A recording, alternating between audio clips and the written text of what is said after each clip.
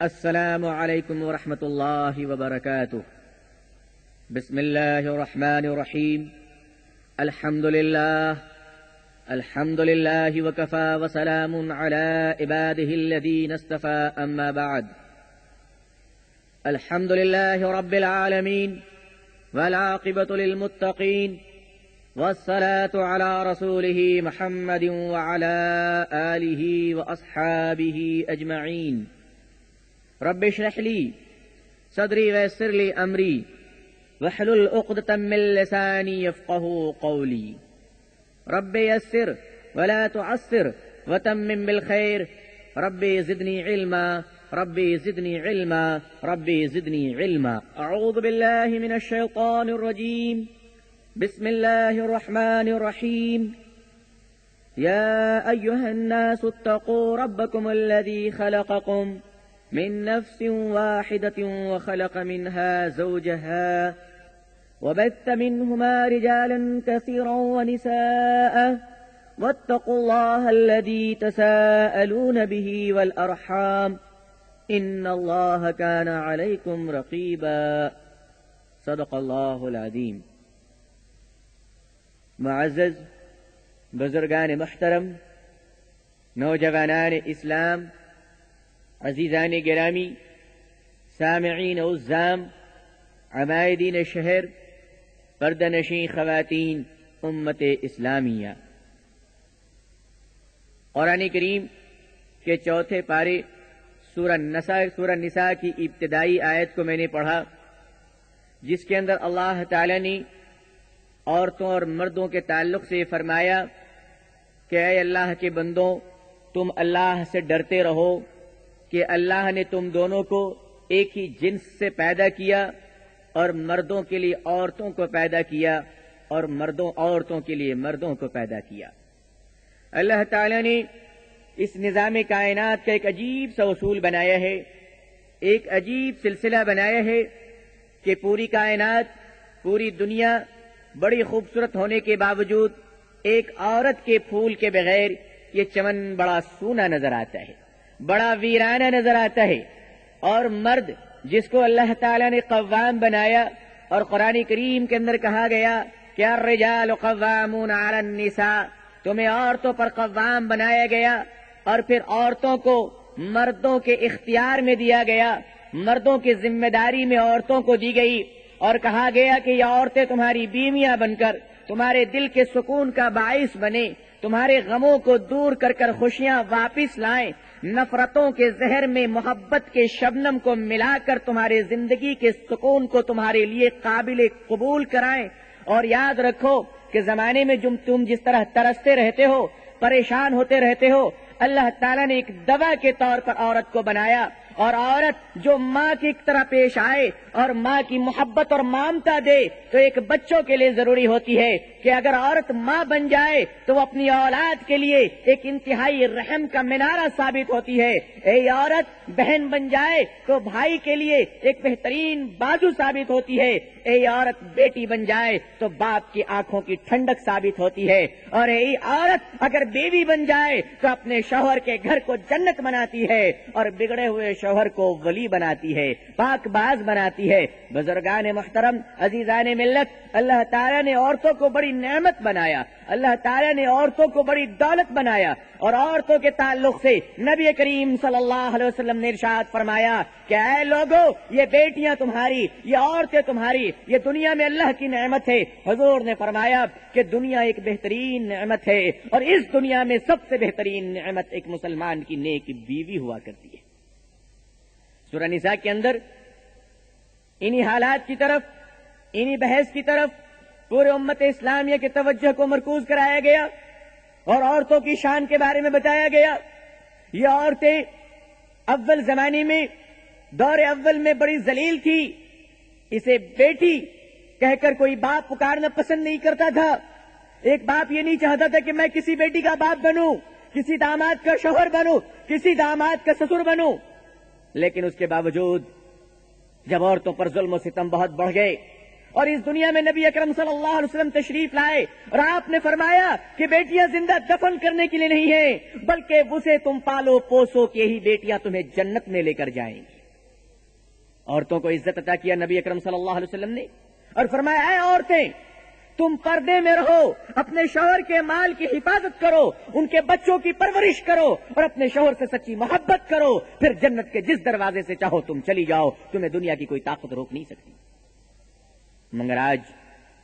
مزاج بدل گیا، موسم بدل گئے، نزاکتیں آ گئیں، تکبر نے پرورش پالی، گھمنڈ سے دماغ چڑھ گیا، دولت نے عقلیں خراب کر دی،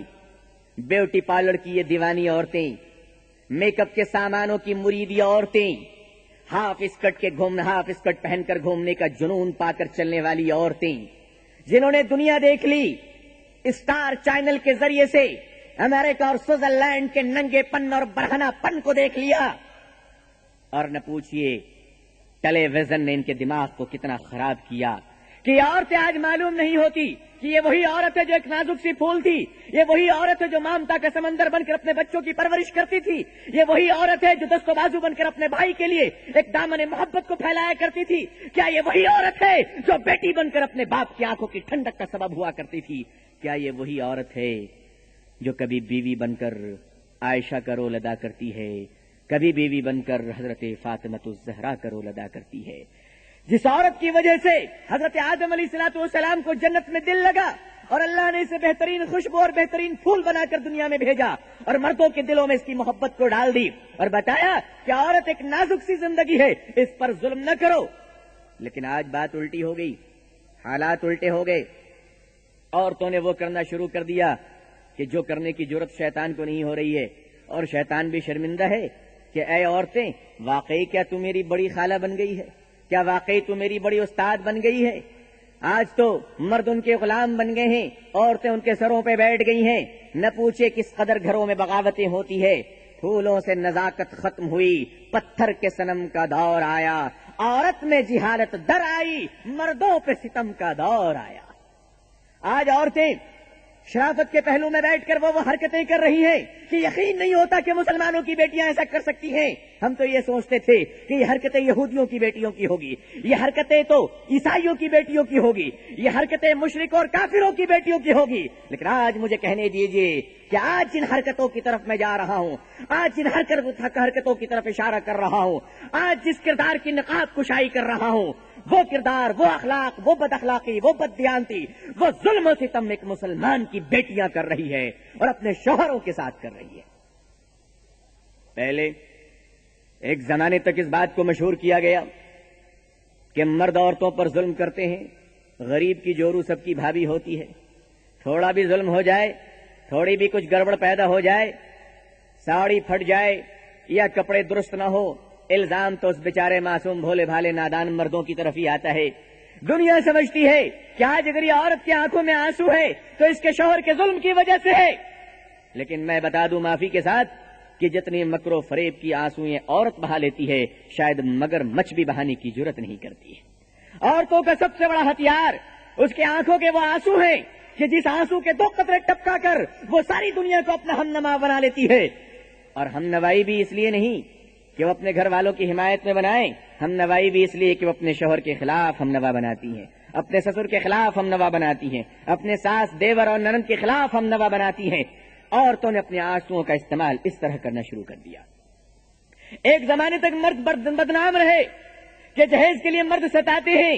عورتوں پر وہ مظالم کرتے ہیں۔ میں نے بھی نہ جانے کتنی تقریریں کی کہ عورتوں پر ظلم ہو رہا ہے۔ بات تو تھوڑی صحیح بھی ہے کہ مردوں نے عورتوں پر ظلم کیے ہیں، یہ صحیح ہے کہ جہیز کے لیے عورتیں جلائی گئی ہیں، یہ بھی صحیح ہے کہ عورتوں کے لیے جہیز کے لیے عورتوں کو طلاق دیا گیا ہے، لیکن میرے دوستوں اور بھائیوں، انصاف کا اگر 40واں حصہ بطور زکات آپ کے پاس موجود ہے تو عورتوں کو بھی یہ ماننا پڑے گا کہ آج کے اس صدی میں، ملینیم کے زمانے میں، سن 2000 کے نئی صدی میں اور 99 کے گزشتہ سال میں اگر آپ تاریخ کو اٹھا کر دیکھیں گے تو آپ کو قسم کھا کر کہنا پڑے گا کہ آج کا اس صدی میں مردوں سے زیادہ عورتوں نے کہیں مردوں پر ظلم کیا ہے، اور آج عورتیں مردوں پر ظلم کر رہی ہیں۔ ایسا لگ رہا ہے کہ ملینیم کی اس نئی صدی میں سن 2000 کی صدی میں ساری عورتیں Y2K کے پرابلم کا شکار ہو گئی ہیں، اور آج ان کے دماغ کا کمپیوٹر نہیں چل رہا ہے۔ عورتوں میں ہرس آ گئی کہ میں مردوں کی چال چلوں گی، میں مردوں کے کپڑے پہنوں گی، میں مردوں کی شانہ بشانہ چلوں گی، میں مردوں سے زبان لگا کر بات کروں گی۔ میری مائیں اور بہنیں، اللہ نے تمہیں مرد نہیں ایک عورت بنایا ہے، اللہ نے تمہیں ماں نہیں اللہ نے تمہیں باپ نہیں ماں بنایا ہے، اللہ نے تمہیں شوہر نہیں بیوی بنایا ہے۔ عورت جب تک عورت ہوتی ہے اس دنیا میں اس کی عزت ہوتی ہے، جس دن عورت ناگن بن جائے ساری دنیا اس کو کچلنے کی تیاری کرتی ہے۔ آج مجھے یقین نہیں آتا جب لوگ آ کر بتاتے ہیں کہ عورتیں اس طرح سے مردوں کو ستا رہی ہیں، ایک بیوی اپنے شوہر کو سرے بازار اس طرح ذلیل کر رہی ہے۔ یقین نہیں ہوتا کہ عورت جیسی شریف اور باحیا نسل، عورت جیسی نازک پھول، عورت جیسی معصوم زندگی کیا واقعی ظلم کے بارے میں سوچ سکتی ہے؟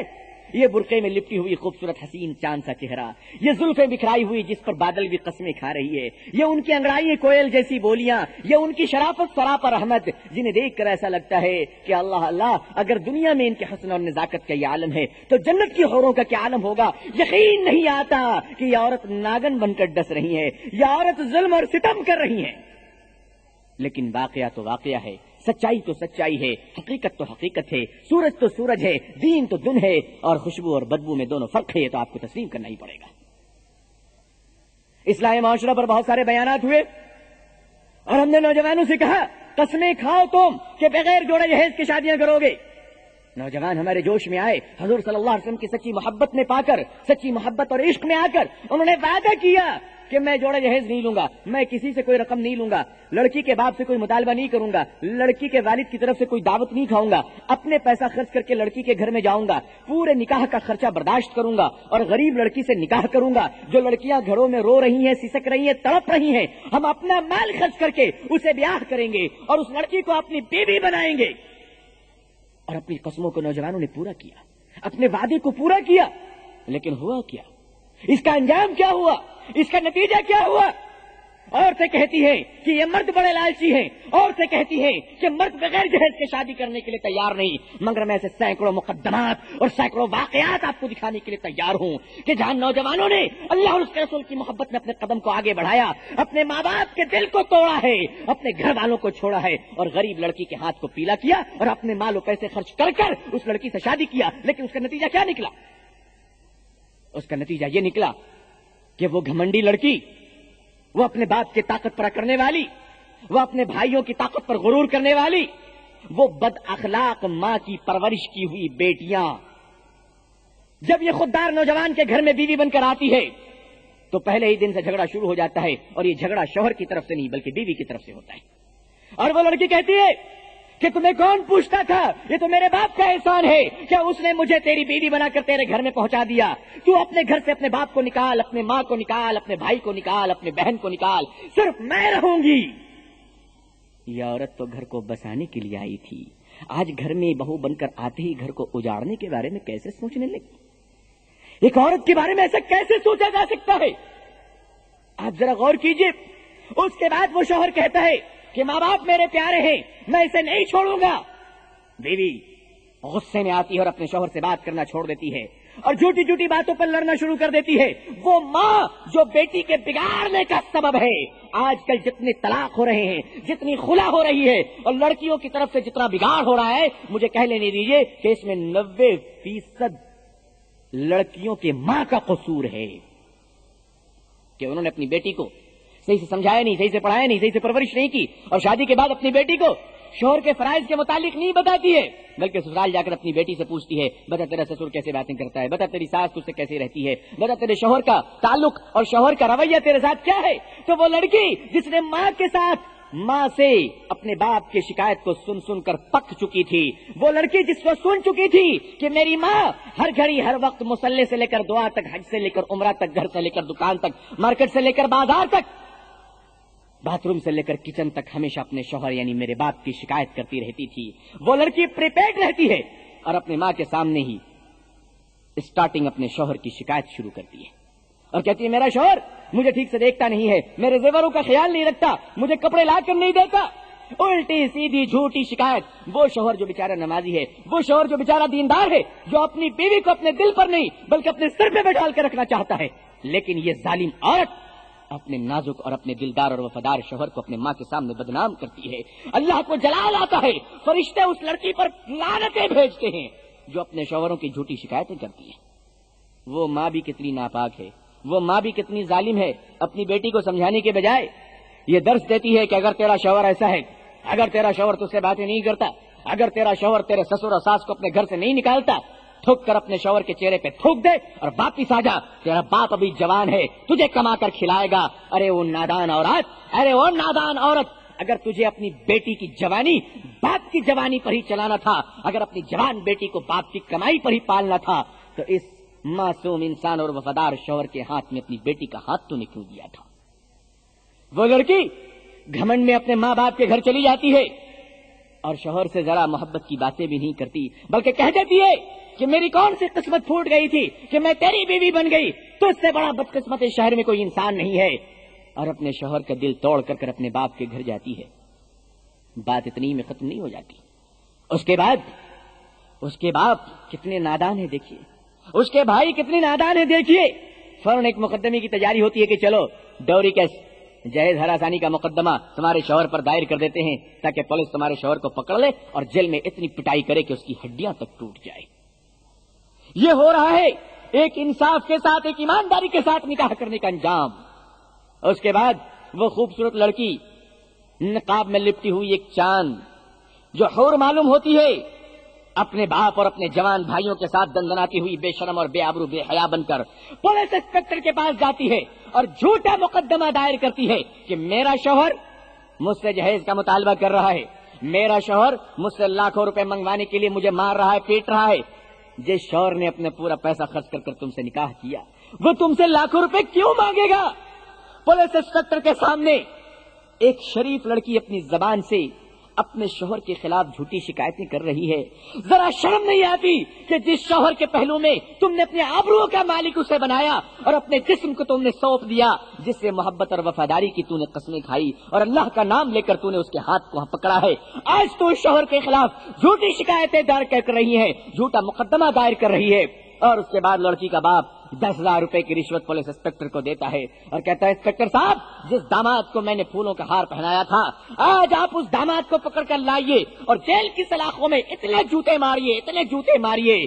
تاکہ میرا بیٹا جب کسی کا داماد بنے اور جب اس کا سسر میرے بیٹے کو جوتے پروائے تو وہ ایک ایک جوتے کی آواز میرے خاندان تک یاد کیا جانا چاہیے. وہ بیچارہ نمازی شوہر، وہ بیچارہ دیندار لڑکا جس نے محبت اور اسلام کے خاطر نکاح کیا تھا، آج اس کا انجام یہ ہو رہا ہے کہ جھوٹے مقدمات میں اس کو پھنسا کر ہاتھوں میں ہتکڑیاں لگا کر جیل کی سلاخوں میں اسے ڈال دیا جا رہا ہے. عورتیں اور وہ لڑکی بڑا تکبر میں خوش ہوتی ہے کہ چلو میں اپنے شوہر کو جیل میں بھجوا دیا، اپنے سسر کو جیل میں بھجوا دیا. ارے وہ لڑکی، ارے وہ نادان لڑکی، تجھے اپنے حسن پر بڑا گھمنڈ ہے، تجھے اپنی جوانی پر بڑا ناز ہے. کب تک تیرا حسن باقی رہے گا؟ کب تک تیری جوانی باقی رہے گی؟ یاد کر کہ جب تیرے چھوٹے چھوٹے بھائی جوان ہوں گے اور ان کی بیویاں جب تیرے گھروں میں آئیں گی تو تجھے لات مار کر نکال دیا جائے گا، کہا جائے گا یہ گھر ہمارا ہے، تو نکل چل. حسینوں، اپنے مستقبل کا چہرہ شام میں دیکھو، زبان سے ڈوبتے سورج کا منظر کچھ نہیں کہتا. آپ سمجھتی ہیں کہ آپ کا حسن ہمیشہ برقرار رہے گا، آپ کی جوانی ہمیشہ برقرار رہے گی، اور یہ ظلم جو آپ نے کیا ہے، اس ظلم کی پکڑ اللہ کے سامنے نہیں ہوگی. خون تو پھر خون ہے، جب ٹپکے گا تو جم جائے گا. ظلم تو پھر ظلم ہے، جب بڑھے گا تو ختم ہو جائے گا.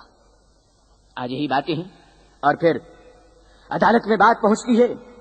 اور وہاں وہ لڑکی اپنے اس شوہر کے خلاف جھوٹی باتیں کہہ رہی ہے جس شوہر نے کبھی ہاتھوں میں سگریٹ نہیں پکڑا. اس کی بیوی کھڑے ہو کر کہتی ہے کہ میرا شوہر شراب پی کر آتا ہے. ذرا آپ سچ بتائیے اس نوجوان کا دل کتنا ٹوٹ جاتا ہوگا کہ میں نے تجھے اپنی بیوی بنایا، شراب کی بوتل تک کو میں نے کبھی نہیں دیکھا ہے. آج بیوی کھڑی ہو کر مقدمے میں جھوٹی باتیں کہہ رہی ہے کہ میرا شوہر شراب پی کر آتا ہے اور مجھے مارتا ہے، مجھے ستاتا ہے. اگر یہی حالات رہی اور عورتوں کا ظلم اسی طریقے سے بڑھتا رہا، عورتوں کے نخرے اسی طرح سے بڑھتے رہے، تو آپ یقین مانیے نوجوانوں کے دلوں سے بھروسہ اٹھ جائے گا اور یہ نوجوان گھبرائیں گے کہ کس لڑکی سے میں نکاح کروں، کیونکہ دیکھنے میں تو ہر ایک شریف معلوم ہوتی ہے، حقیقت تو بعد میں نظر آتی ہے. دیکھنے میں سبھی میٹھی میٹھی باتیں کرتی ہیں. شکل تو ہر ایک کی چاند جیسے چمکدار اور ستارے جیسے درخشاں ہوتے ہیں. زلفیں تو ہر ایک کی ناگن جیسی باتیں کرتی ہیں.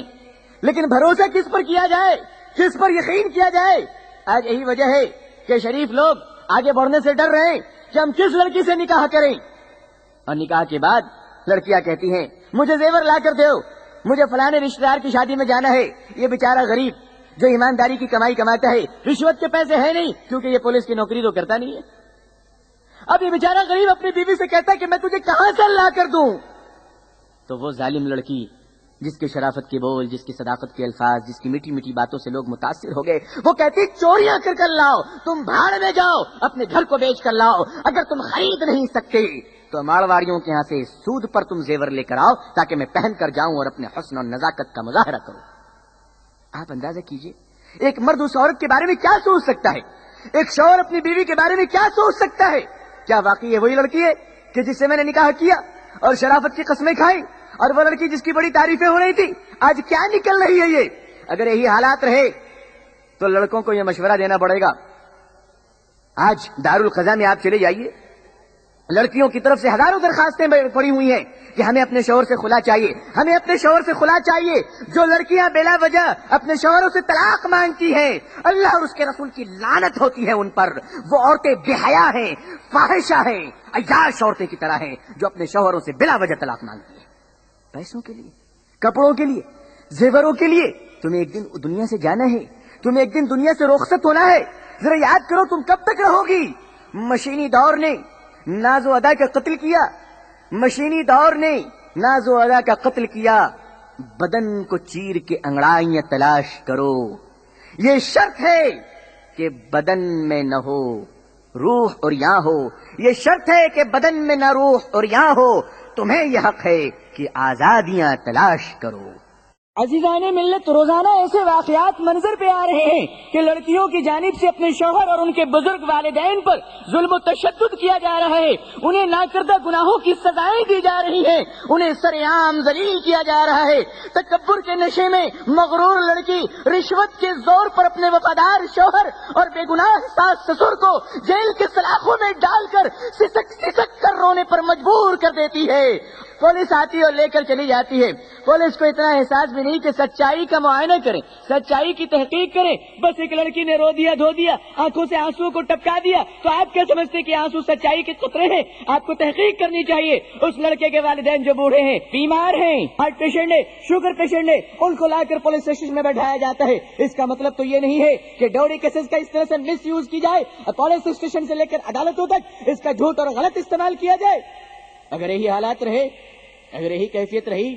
اگر یہی ظلم کے پہاڑ اسی طریقے سے توڑے جاتے رہے تو ایک زمانہ آئے گا کہ ہمیں لڑکوں کو مشورہ دینا پڑے گا کہ نوجوانوں, اپنے نکاح کرنے سے قبل, شادی کرنے سے قبل, شادی محل میں پہنچنے سے پہلے, مولانا صاحب کے نکاح پڑھانے سے پہلے سیدھا عدالت جانا اور عدالت سے اینٹی سپیٹری بیل حاصل کرنا, یعنی کہ قبل از گرفتاری ضمانت.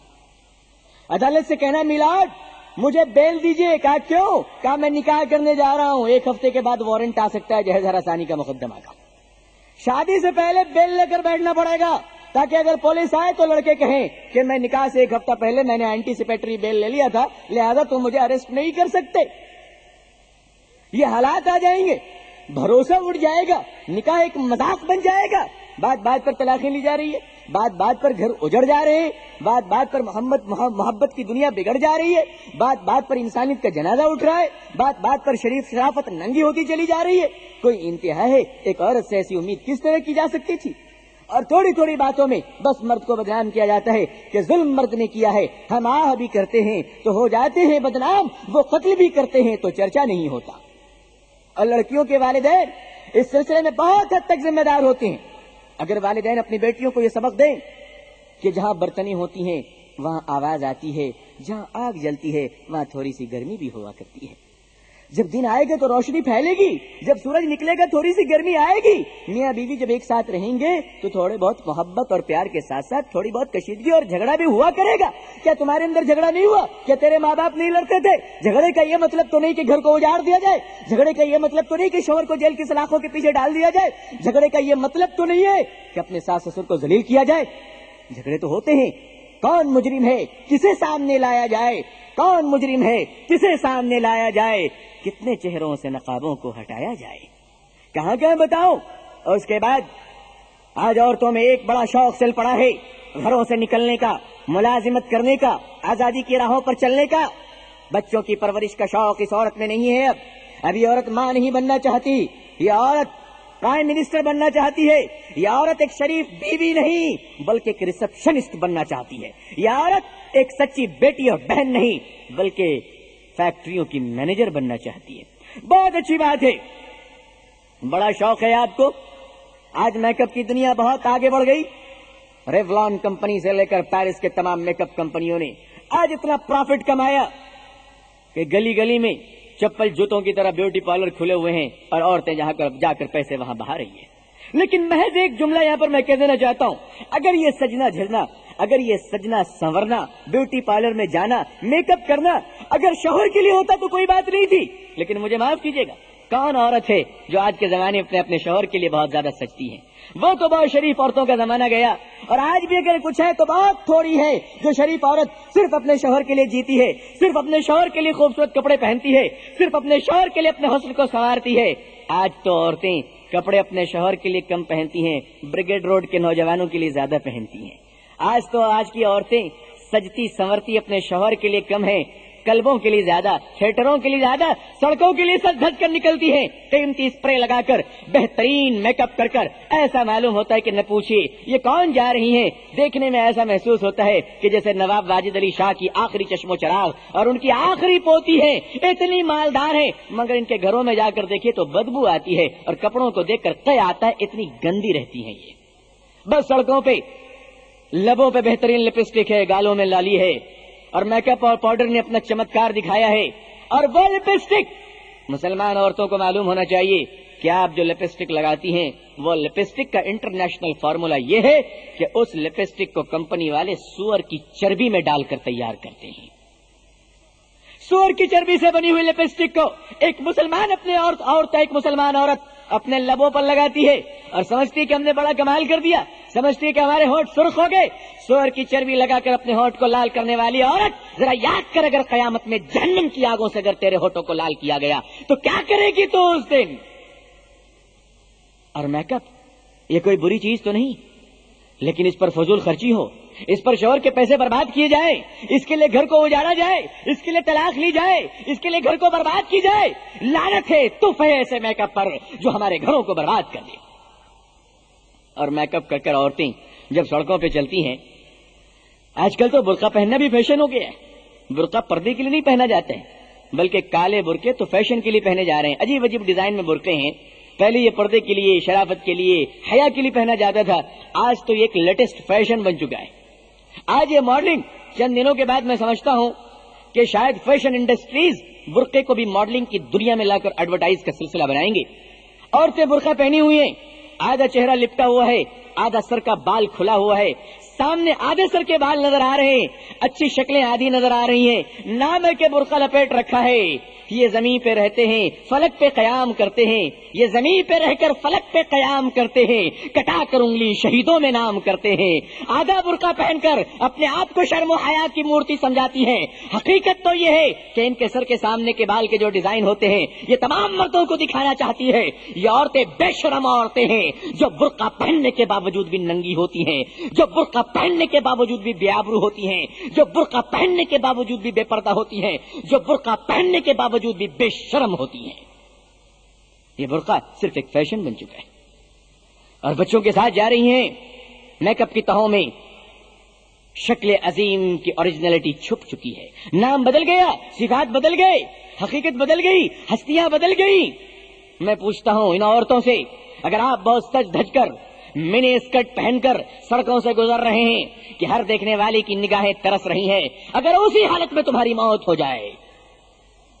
تو آپ بتاؤ کون ہے جو آپ کی شکل کے میک اپ کو دیکھے، کون ہے جو آپ کے لباسوں کو دیکھے؟ اگر خدا نہ کرے کسی عورت کی اس حالت میں موت ہو جائے تو ساری دنیا پوچھے گی بتاؤ اس عورت کا پتہ کیا ہے؟ اگر پتہ بھی نہیں ملتا لاوارث لاش ہے، اتنا تو بتاؤ کہ اس عورت کا مذہب کیا ہے، یہ کس دھرم کے ماننے والی ہے، یہ کس مذہب کو ماننے والی ہے، تاکہ اس دھرم کے مطابق، تاکہ اس مذہب کے مطابق اس عورت کا انتم سنسکار کیا جائے۔ یہ ہے اس کی حقیقت، یہ ہے اس کا ایک پس منظر، یہ ہے اس کا ایک وجود۔ اور یہ عورتیں اپنے گھروں کو چھوڑ کر، اپنے بچوں کو چھوڑ کر فضول خرچی کو پوری کرنے کے لیے دکانوں پہ جا رہی ہیں اور وہاں جا کر ریسپشنسٹ بن رہی ہیں۔ گھروں میں معصوم بچے پڑے ہوئے ہیں۔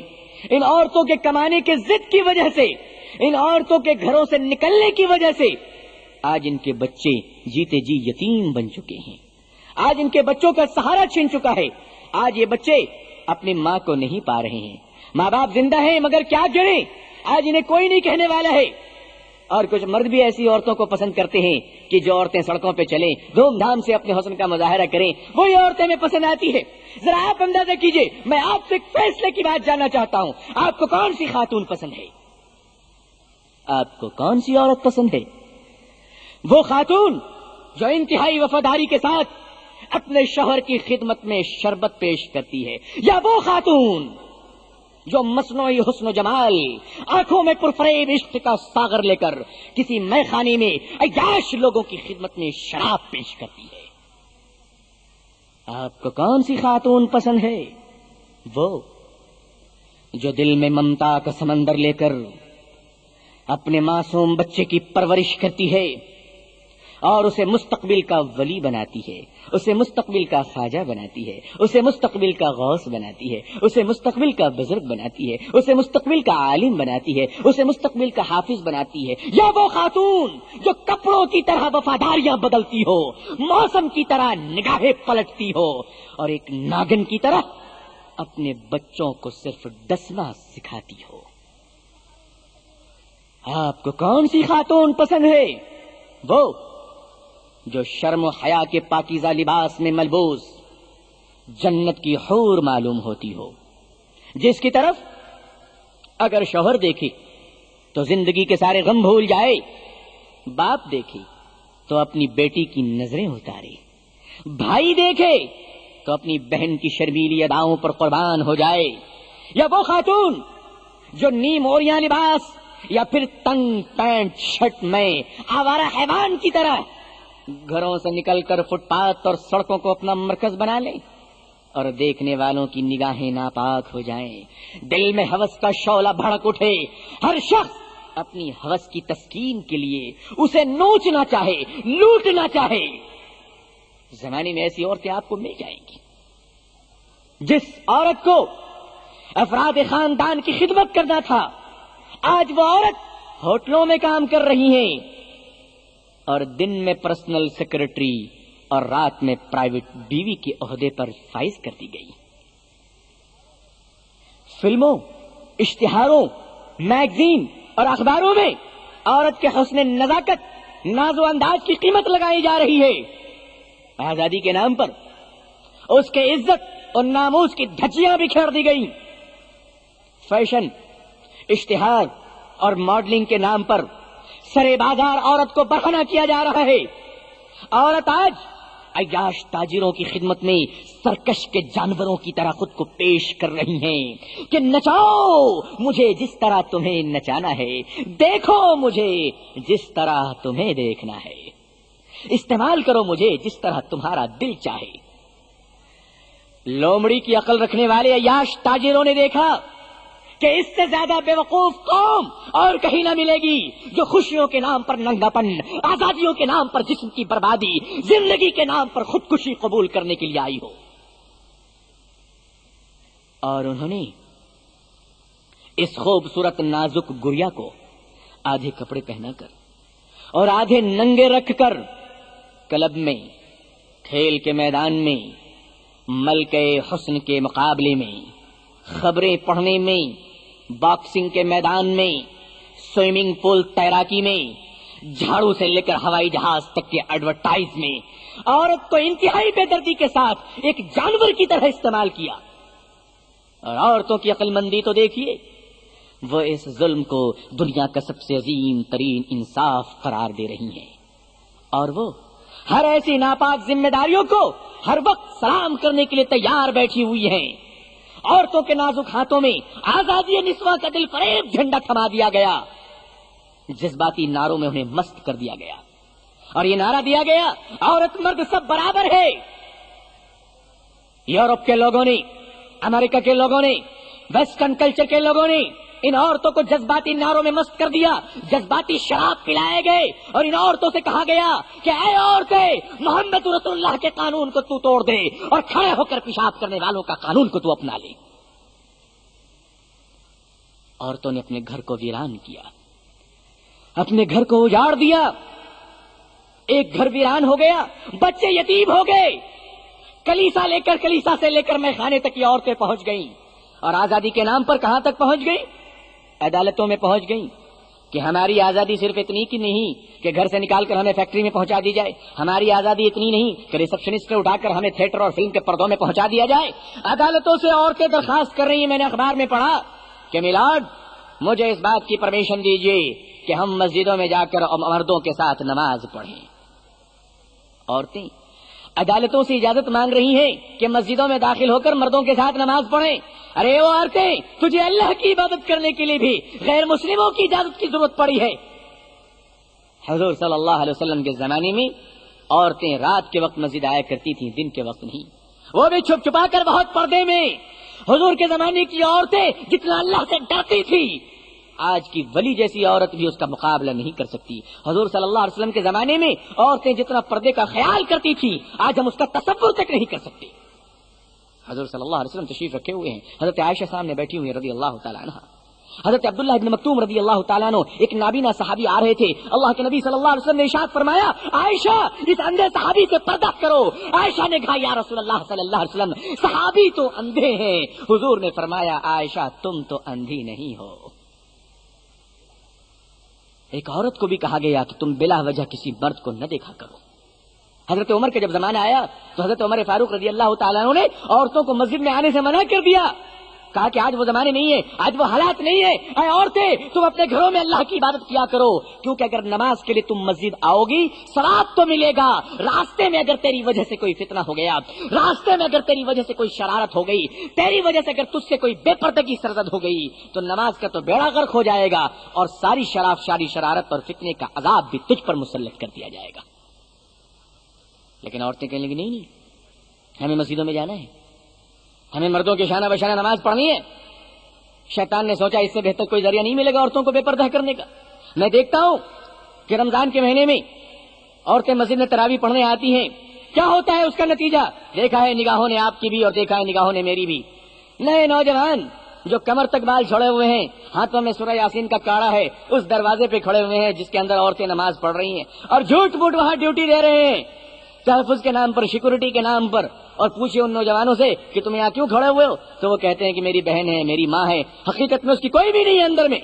لیکن چھیڑ خانی کے لیے وہ وہاں پر کھڑا ہوا ہے۔ عورتیں اگر مسجد میں پہنچنے لگی اور اسی آزادی کے ساتھ جس آزادی کے ساتھ آج سڑکوں پہ چل رہی ہیں، آج مارکیٹنگ کر رہی ہیں، سپر مارکیٹ میں گھوم رہی ہیں، تھیٹروں میں جا رہی ہیں، سوئمنگ پول میں جا رہی ہیں، اگر اسی آزادی کے ساتھ یہ عورتیں مسجد میں آ گئی تو اس سے کتنا بڑا فائدہ ہوگا یہ تو مجھے نہیں معلوم، لیکن ایک فائدہ جو میری کم عقل میں سمجھ میں آ رہی ہے وہ یہ آ رہی ہے کہ اگر یہ بیچاری خواتین مسجدوں میں پہنچ گئیں تو یہ وہ نوجوان جو چائے کی ہوٹلوں میں کھڑے ہو کر نئی عاشقی گانے سنتے ہیں،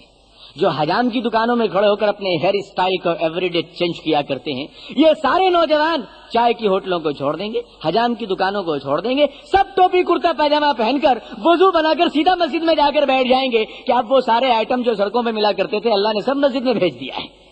اب ہمیں چائے کی ہوٹلوں میں کیا ضرورت ہے۔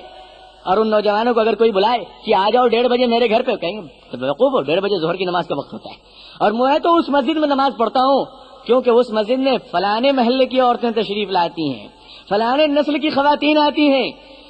تو سڑک کو ناپاک کیا مسجد کو بھی اب آوارہ گردی کا مرکز بنایا جا رہا ہے۔ مسجد میں بہت کم ایسا ہوتا ہے کہ جہاں پردے کے ساتھ نماز ہوتی ہے، اگر واقعی پردے کا مکمل خیال کیا جا رہا ہے تو کوئی اعتراض کی بات نہیں ہے، لیکن اب تک تجربہ یہ دیکھ رہا ہے کہ پردے کا کوئی خیال نہیں ہو رہا ہے، ہو بھی رہا ہے اگر پردے کا تو نکلتے وقت بے پردگی ہوتی ہے، 60 سال کی بوڑھی ماں نقاب میں ہوتی ہے، 16 سال کی جوان بیٹی بغیر برقعے کی نماز میں آتی ہے۔ حالانکہ ماں سے زیادہ پردے کی اس کنواری لڑکی کو ضرورت تھی لیکن ماں کہتی ہے تجھے پردے کی کیا ضرورت ہے، میرا تو نمبر چل گیا، اب تو تیری لاٹری لگنے والی ہے، تو بھی پردے میں آ جائے گی تو لاٹری کہاں سے لگے گی۔ مسلمان گھروں میں آج جو بے حیائی کا مظاہرہ کیا جا رہا ہے اور عورتیں اس کی ذمہ دار قرار دی جا رہی ہیں، 100% خواتین ذمہ دار ہیں۔ اور اس کے بعد مسلمان عورتوں میں ایک بڑا فیشن،